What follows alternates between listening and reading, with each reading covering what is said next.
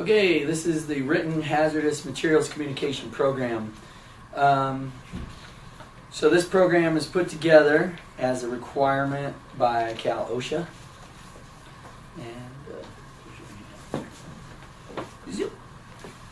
All right, this is the Written Hazardous Materials Communication Program.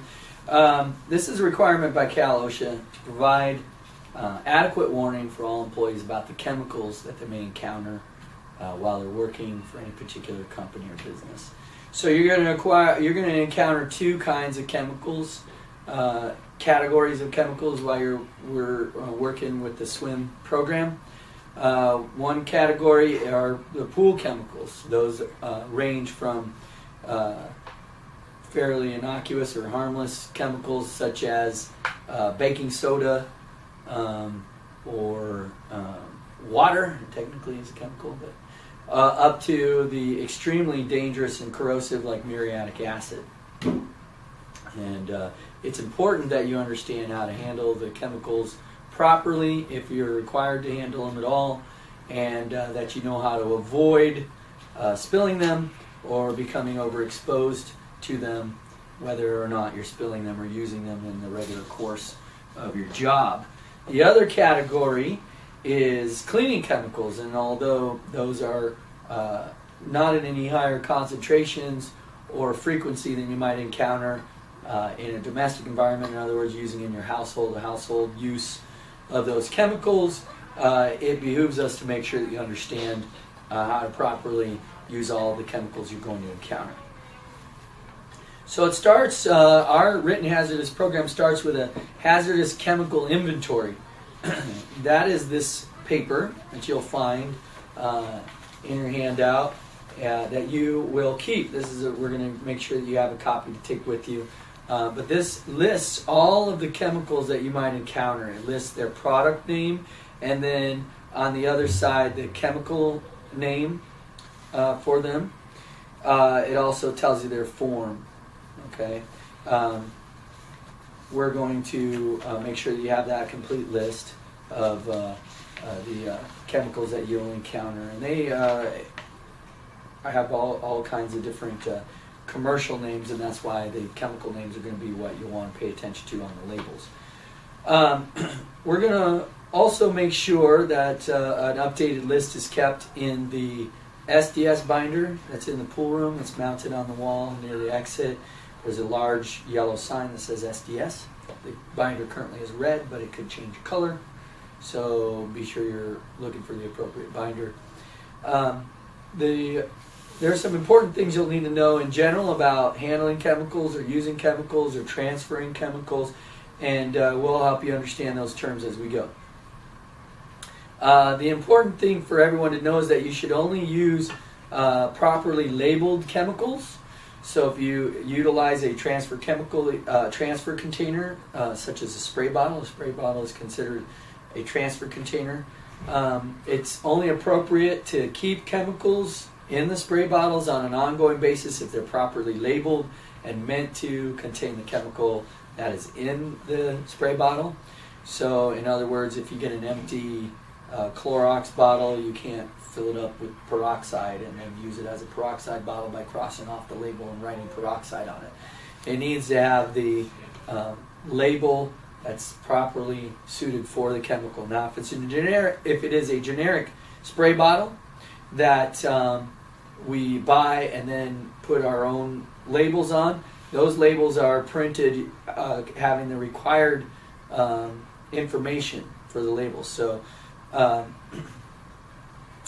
all tags and labels for chemicals stored in containers other than the manufacturer's container must have the identity of the chemical and the appropriate hazard warnings. So not only the name of the chemical, but name of the product, but the name of the chemical that's in the product, and then any appropriate warnings such as wear gloves or wear goggles, or don't eat it, don't spray it in your eyeball, stuff like that. So it's important to make sure that you understand that when using chemicals, that you don't violate those conditions, because whether or not we provide you the spray bottle unlabeled or you make an unlabeled spray bottle, that's still a violation from Cal OSHA and on the grander scale OSHA itself.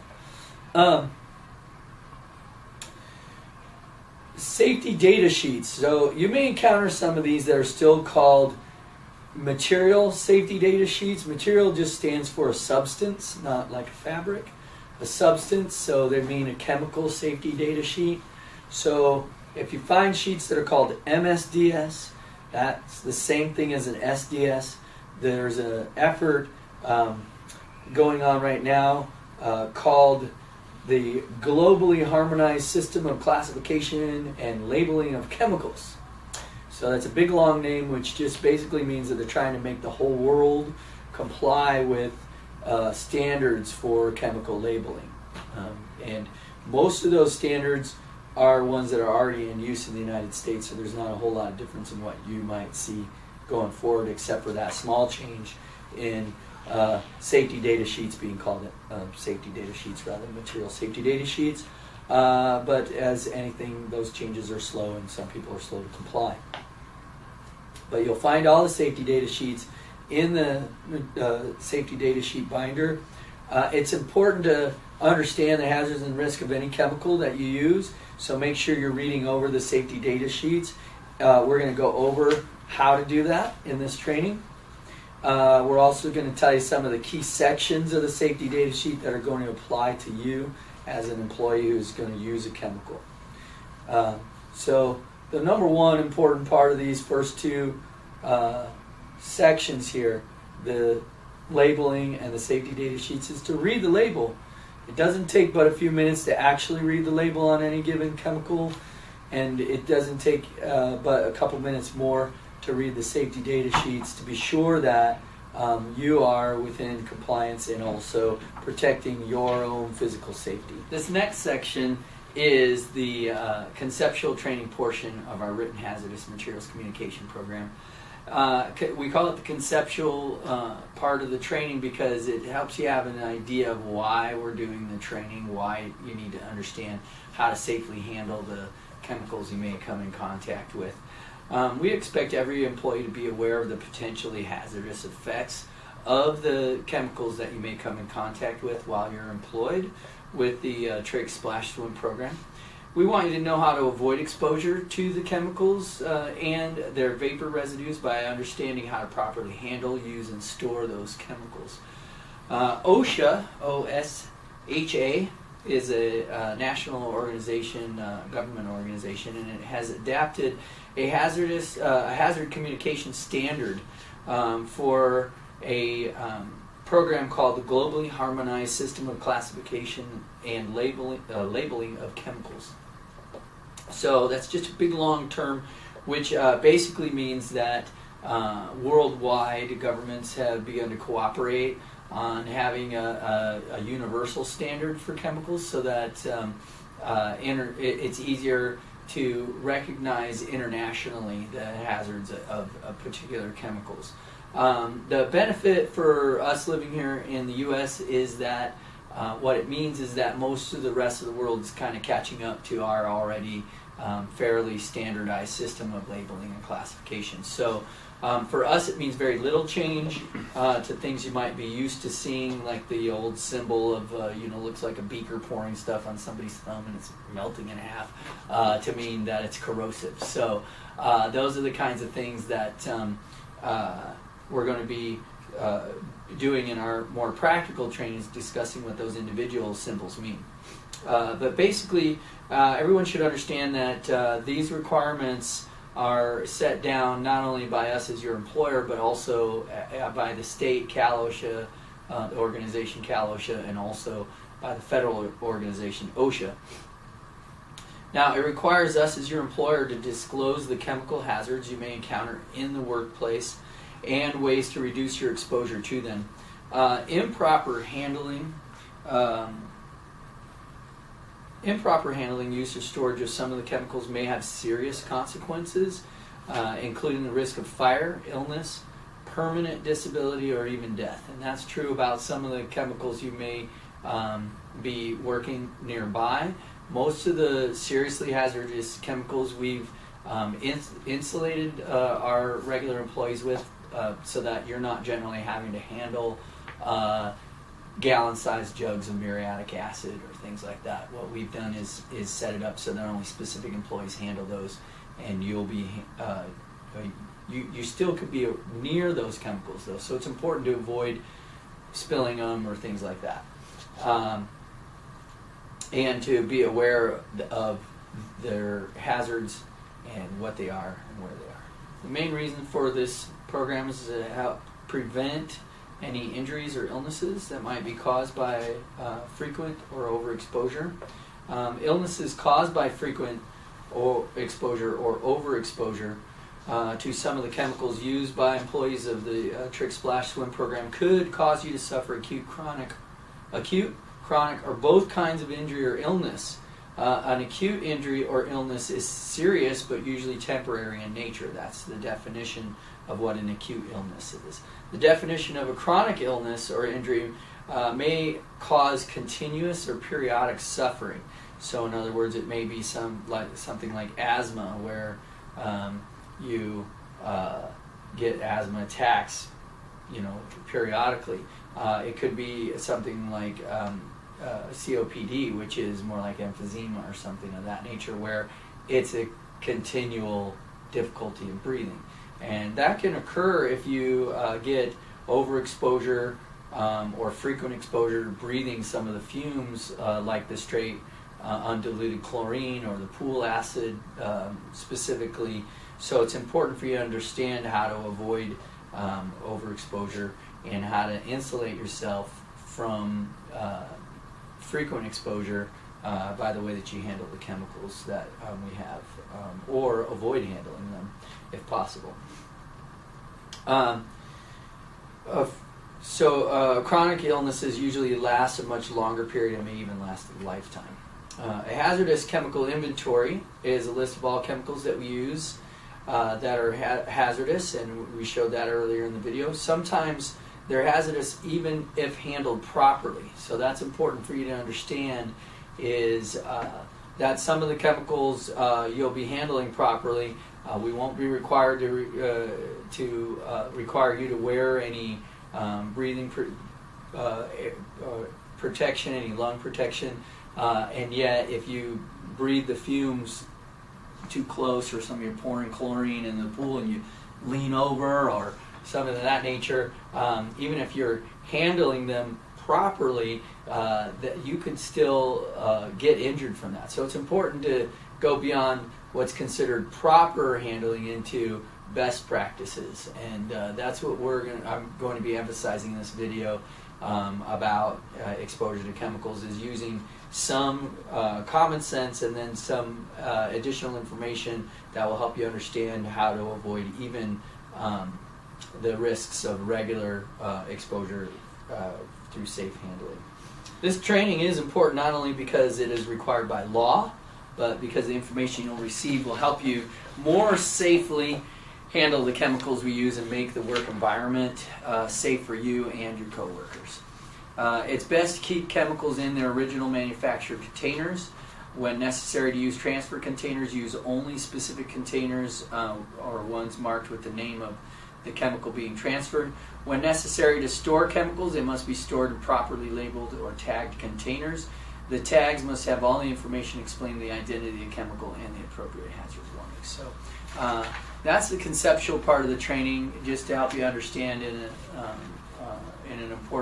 how important it is to preserve your own health, because you're your own best ally when it comes to helping yourself avoid overexposure to chemicals or avoid frequent exposure. And you're also the safety net for those around you. The more careful you are, the more likely that our whole environment's going to be safer, even if your only motivation is to keep yourself safe.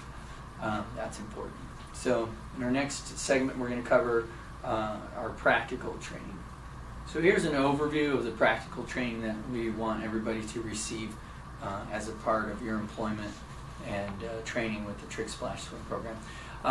Every employee should receive practical training in the following topics: how to recognize and identify GHS symbols, that's globally harmonized system of classification and labeling for hazardous chemicals. Those symbols, you should be able to recognize at least the ones that are on the chemicals we handle, and hopefully have a good idea about how to look for and recognize chemicals in case new chemicals are introduced to what we use.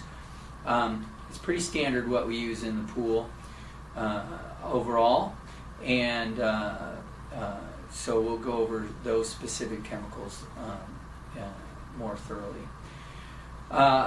You'll also receive training on how to read an SDS. We're going to go over specific training on how to read an SDS or MSDS, which is a safety data sheet for the chemical. We'll give you training on proper use of chemicals, each of the chemicals, how to add them to the pool, when to add them, what sorts of personal protection to add, how to avoid spilling them, how to detect if there is a leak or a spill of one of the chemicals, and how to avoid exposure in the use and or spill of those chemicals. Also, we're going to go over proper storage and transfer practices for chemicals. We're going to go over the health and physical hazards of each chemical that you will encounter on a regular basis, and encourage you to get the information that you'll need for the rest of those chemicals. There's quite a long list, but there's a few that are really significant and most important to read over. We're going to let you know about what signs of exposure, in case you are come to the assistance of someone else. You need to know what signs of exposure, or in order to avoid your own overexposure. How to detect the release of a chemical, also special precautions you should take during use or handling, and how to respond in an emergency involving that chemical, including spill or leak. If you have any questions about this training or any of the information in the training, be sure that you approach your manager or swim director. The hazardous chemicals inventory. The hazardous chemical inventory is simply a list of all the chemicals that you'll encounter in your work area. Now, the system, a written hazardous materials communication program is set up to address both small businesses such as ours, where everybody kind of does a little of everything, and larger businesses where your work is specialized. So when it says in your work area, what's intended is to mean any during your work hours, whatever you experience. So because you guys don't have a specific work area, you're likely to have the potential to be exposed to any chemicals used on the premises. So our hazardous chemicals inventory includes all the chemicals that are in the building. That includes all of the chemicals that are used for the pool maintenance. It includes all of the chemicals that are used for cleaning on a regular basis, and it includes all the chemicals that are found in your test kit. Okay? The hazardous chemical inventory is updated as we go, so you can expect to find new information on the new updates of that hazardous chemical inventory list. So if you have any questions about that, ask your manager or director. This next section covers how to read a safety data sheet, an SDS, or if you're reading a more older version, a material safety data sheet. At first glance, most safety data sheets are confusing because they contain a lot of information, and a lot of it's used in technical language. Part of that is because primarily the safety data sheets are used for the companies that manufacture these chemicals, so they're used to dealing with them in large volumes. And the more technical the terms and data you use, the more specific you're being about a chemical. When you say bleach, bleach is really a general term. Do you mean sodium hypochlorite? Do you mean the trichloromethane? You know, there's all kinds of different types of bleaching agents. But the material safety data sheets and safety data sheets utilize the chemical and technical names and terms so that there's clear and definite information about what chemical and what specific hazards there are. So by knowing what's in each section of a safety data sheet, you can find the information that you're looking for more quickly. Some sections, such as transportation information and regulatory information, is mainly used by the safety director. You may, in fact, need to know the hazardous ingredients. That would allow you to handle a situation if you're trying to help someone do poison control or something of that nature. So I do recommend that you get that information. OSHA requires all employees to be familiar with the hazards and precautions of the chemicals that they are working with.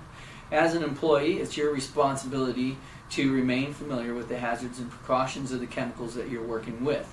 So from this point forward, you're being informed that it is your responsibility. So not knowing how to safely handle a particular chemical is your responsibility to correct. Okay, if you don't, in particular, if you get direction from me to use a particular chemical and you don't know how to use that chemical, it is your responsibility to ask the information you need to fill in that information. Okay, we don't want anyone to at this point say, oh, you know, I got that on me and I didn't know that it should be rinsed off or washed off of me, because it's your responsibility to read the labels to all the chemicals that you're going to handle if you're not already familiar with those hazards. Okay, I can't overemphasize that enough, because the amount of sit down one-on-one, we're not going to sit down with every single chemical in the building and read over the label with you and tell you specifically about every single chemical. If you know for yourself that it's your responsibility to read the label, and you do, then you're going to be safe and also not get accidentally exposed or injured by a chemical that you're handling. As we continue to fill in this information with more specific information about chemicals, we'll make those trainings more available to our employees. But the chemicals we're going to cover most specifically are going to be the ones that are handled for the pool maintenance. The cleaning products, we're going to have you use your best common sense, and we'll go over that as far as our general information about handling chemicals and adding chemicals. In a training specifically called Adding Chemicals. So you should not use any chemical that you don't have an SDS for, or that you haven't read the SDS for. All chemicals in use should be on the hazardous chemical inventory for your area. If you're finding one that is not, please let us know so we can update that. Each material safety data sheet is broken up into approximately eight sections. Those sections include the following. Product identification. It gives the name of the chemical, like the commercial name of the chemical, what it's sold as on TV. Hazardous ingredients. Now that lists the name of the chemical, the chemical name of the chemical, to be more specific. So in other words, Clorox might be the name of a sodium hypochlorite solution. So Clorox would be the name of the product identification. The hazardous ingredients would be sodium hypochlorite. And then it should tell you the percentage or the amount of that chemical that's in there. For instance, Clorox bleach generally is between 3 and 5% sodium hypochlorite solution.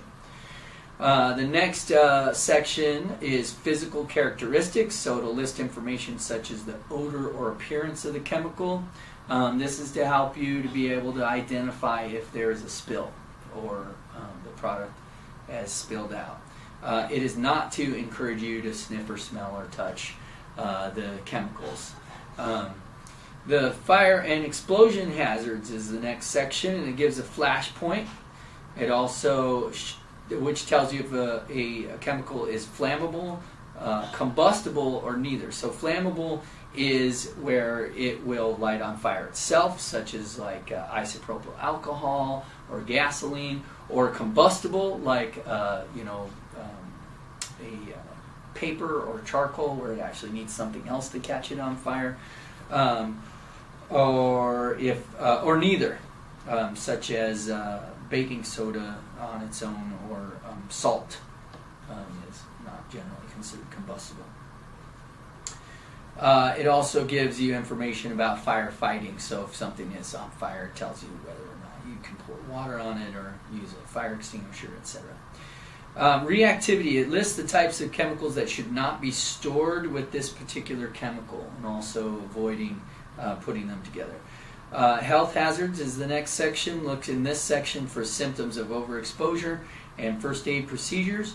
The next section is precautions for safe handling and use. This is the section of the SDS that tells you the personal protective equipment, often abbreviated PPE. So if you see those letters, PPE, that stands for personal protective equipment.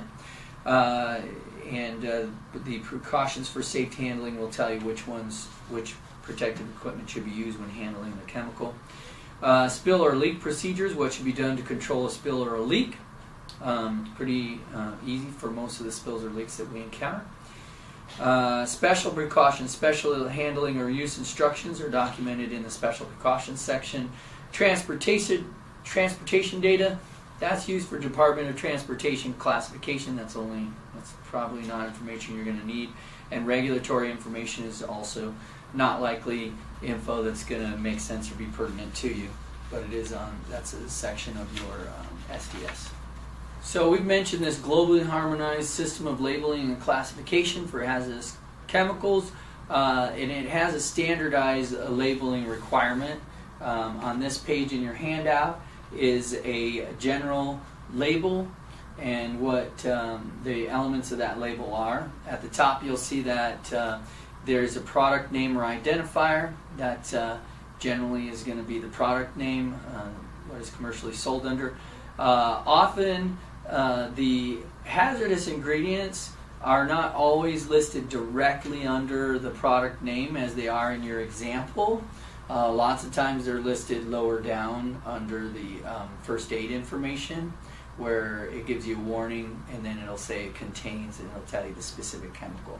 Although the standardized label shows it near the top, oftentimes you're still going to find it near the bottom under the health information. The next thing you see is this red diamond.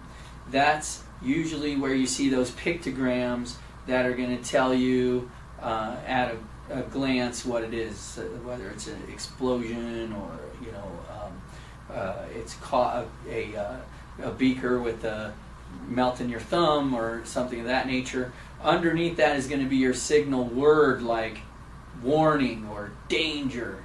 Okay, warning is not as severe as danger, and caution is not as severe as warning, and so that's usually the standard. So you see the word caution, that's generally kind of meant to be a general indicator that there's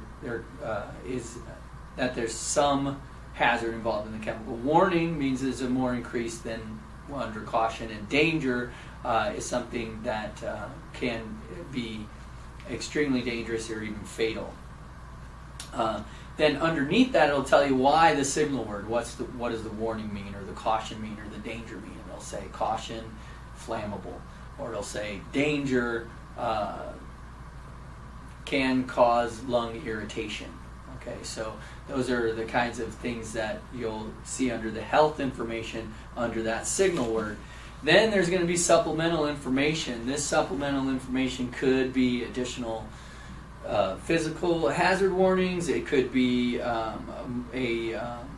classification warning.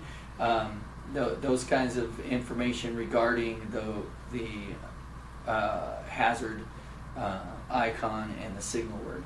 Underneath that might be some precautionary measures and pictograms. So there might be additional pictures that say do not come in contact with your skin, or it could say caution eye irritant or caution lung irritant underneath that, and then give you first aid statements and information. If swallowed, do not induce vomiting, or if swallowed, give plenty of water and call poison control. Those are generally information you're going to see. Then below that you'll see the name, address of the company, and a telephone number. Lots of times that's also where you see the specific information about what chemical is included in there. So if you don't see what chemical it is at the top, look for what chemical it is near the bottom. If you have any questions about how to read a label, if you're not sure where to find information about personal protective equipment to wear or why a label might be lacking it, be sure to contact your manager or director. The next few pages in your handout go over some of the globally harmonized system of labeling and classification of hazardous chemicals pictograms here. So they go over some of those diamond warnings that you'll see, and it's good to just familiarize yourself with what those mean so that you can start recognizing at a glance what they are. Some of the important ones to pay attention to obviously are going to be ones that are show the skull and crossbones. That's a toxic one. The ones that show the little test tube with the hand melting, that means you want to avoid getting that on your skin. The ones that have the flame or fire on them, those are important. The ones that have an exclamation point on them, those are way more general, so they have a wide range of definition. So it's important to get ready to read the label if you see an exclamation point. There are some in your handout, included in your handout some of the Department of Transportation symbols. Those aren't as necessary for you to familiarize yourself with, but there are toxicity, and we might as well begin part of our practical training with understanding how chemicals are labeled as toxic, what it means for toxicity. So one of the first things to understand is that you're going to see a toxicity category 1, and these are all little skull and crossbones, and one of them says there's a no symbol, and then it says warning may be harmful if swallowed. Okay, so that's on things where the LDS 50, that's the lethal dose for half of the test subjects. Now, usually they don't test these chemicals on people, so the test subjects, if there were these sort of tests done, if it says NA, that just means not available. It doesn't mean that it's not applicable. It means not available. So just because you see if it says LDS 50 NA, that doesn't mean that it's not toxic. It just means there's no available information on it. Okay, but most of these chemicals have been tested at one point on animals, and LDS 50 means half of the test subjects died at the rate of dose, and then it says of milligrams per kilogram. Okay, so milligrams per kilogram is kind of a tiny amount if you're talking about like over here on this one that says danger fatal if swallowed. It's under 5 milligrams per kilogram. So 5 milligrams is probably what might, for most powdered chemicals, be about the same amount that would be the size of a pinhead, like one of those like colored pinheads on the sewing pins. That's a very small amount, but it says per kilogram. So most, let's say you weigh 100 pounds, you weigh 50 kilograms. So that's per kilogram, so 5 times 50. Okay? So I guess you might weigh a little less than 50 kilograms if you weigh 100 pounds. But 50 milligrams is still a small amount of a chemical. All right? And just because you don't die doesn't mean you're in the clear. So if you do ingest a small amount of a chemical that says it's got an LDS of 5 milligrams per kilogram, you're going to want to get yourself to the doctor, or at least call poison control to be advised. Okay. Now on the other hand, you got it all the way down to where there's no symbol required, and it's greater than 2,000 milligrams. That's 2 grams per kilogram. That you would have to literally sit down and eat it like by the spoonful in order to have some harmful if swallowed effects. Okay, that's why there's no symbol required. The next one up's got an exclamation point, says harmful if you swallow it. Next are all skull and crossbones from there out. Okay, that means you might just suffer organ damage or get seriously ill or die. Okay, so here's really the most fundamental practical training you're going to get about all the chemicals you encounter, about all the information you're going to receive. It boils down to some pretty basic principles. Number one, none of the chemicals that we handle for the pool program or as you're employing cleaning or any of the uses here, the test chemicals, none of them are meant to be consumed. So don't eat any of them. Number two, none of the chemicals that we handle are meant to be applied to your skin or person directly. So avoid having them on your skin. Okay.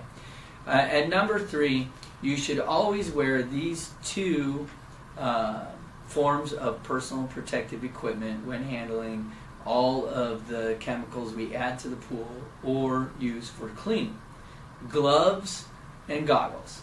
So especially if you're going to use like the bleach to bleach the shower out, that's a high concentration. Put your gloves and your goggles on. Don't treat it like a casual, I'm just spraying a little Clorox on there. It's a higher concentration than that. So wear your gloves and goggles. If you're going to add the baking soda to the pool, wear your gloves and goggles. Okay. If you're going to add calcium chloride, which is the hardness plus, to the pool, wear your gloves and goggles. If you ever have to add chlorine to the pool, wear gloves and goggles. If you're power washing the deck, wear gloves and goggles. If you're scrubbing the walls in the pool room, wear gloves and goggles. If you're going to do anything that handles the chemicals, if you're filling up the transfer containers, wear gloves and goggles. Okay? Wear gloves and goggles. Now the last thing that I can tell you is this. If you can smell it, you're breathing it. So avoid breathing the fumes of the chemicals that you use if at all possible. So if you're filling up the baking soda container and a big cloud of baking soda starts to puff up around you, exit the area, let the cloud go away, and then come back and do more. That way you're avoiding breathing those fumes. If you're opening a chlorine, a liquid chlorinator container, or the muriatic acid container for some reason, have it away from your face so you're not breathing it, right? If you're breathing it, it's also exposing you to those fumes, so avoid that. If you can smell it, let's say you're in the pool room and you're just teaching regular lessons, but it really starts to smell of chlorine in the pool room and you're thinking this is unusual, or you went out of the room and you came back and it's really strong odor of chlorine. If you can't right at that moment, have one of the other teachers ask someone to do a chlorine test for the pool, because even though our equipment's automatic and even though we have a lot of safety checks and procedures, we're still people and equipment still breaks down. People make mistakes. So there is a possibility that what you are smelling is over-chlorination. And so it's important for you to use your own senses and to be aware of your own exposure. And when you're smelling chlorine or you're smelling a chemical, take the action needed to find out if there's a problem, and then take corrective action. Okay? So this concludes the introduction and main portion of the written hazardous materials communication program. You're going to get supplementary training and future trainings such as the chemical tests, how to use a chemical test kit, also the water balance and chemical checklist, as well as a specific training on how to add chemicals, and then we're going to have videos that are individually specialized for particular chemicals such as the sodium hypochlorite or the muriatic acid, the pool neutralizer, and the sodium bicarbonate, as well as the sodium carbonate, which is soda ash, And if I left any off, you'll still receive training on those as well. All right, we'll catch you at the next training. Thank you.